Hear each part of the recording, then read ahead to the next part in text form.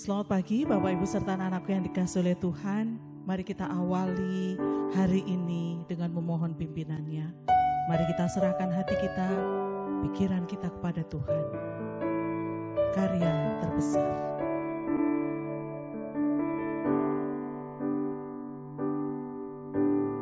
Kasih yang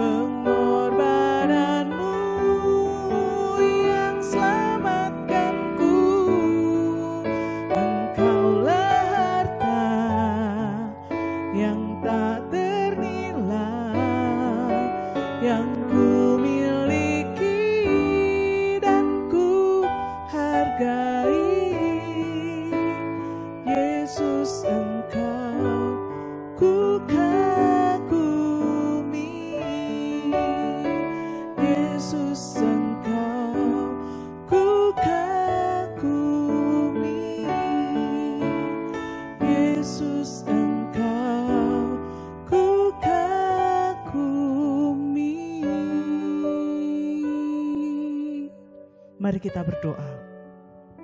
Kami bersyukur dan berterima kasih ya Tuhan untuk kebaikan-Mu dalam hidup kami.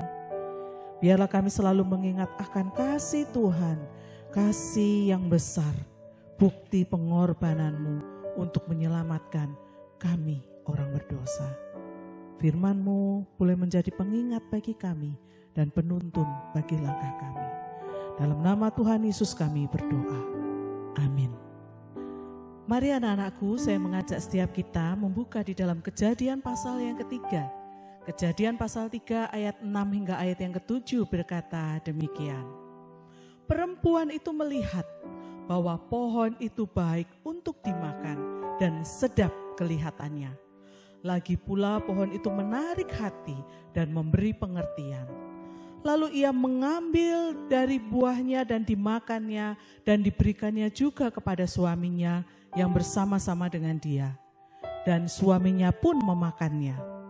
Maka terbukalah mata mereka berdua dan mereka tahu bahwa mereka telanjang. Lalu mereka menyemat daun pohon ara dan membuat cawat.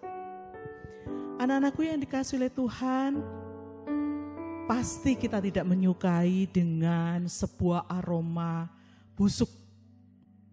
Selain biasanya dalam benak kita, dalam pikiran kita itu pasti berkaitan dengan makanan atau sesuatu yang sudah membusuk.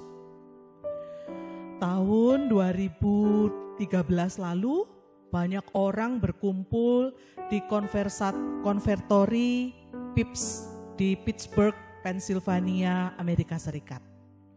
Untuk menyaksikan mekarnya tanaman tropis yang dikenal sebagai bunga bangkai. Di Indonesia juga ada.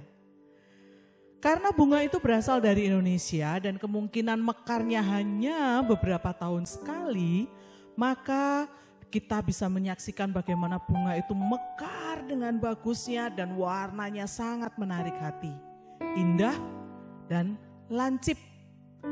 Bagian lancip itulah yang mengeluarkan bau yang busuk seperti daging yang sudah berbau busuk.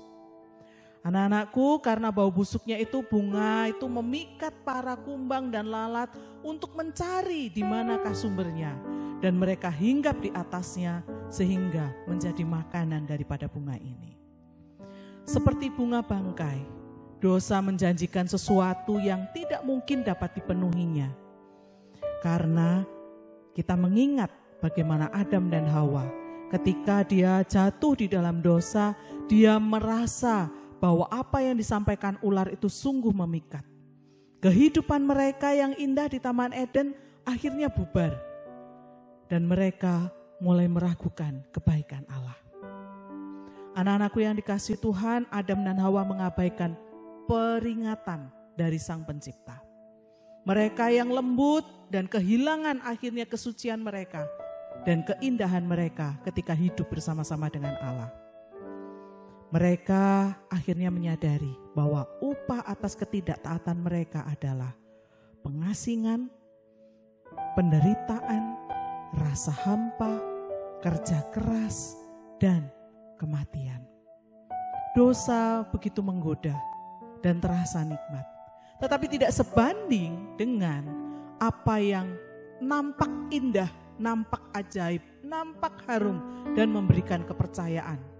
Tetapi kehilangan karena ketaatan kepada Allah, maka mereka jatuh dalam dosa.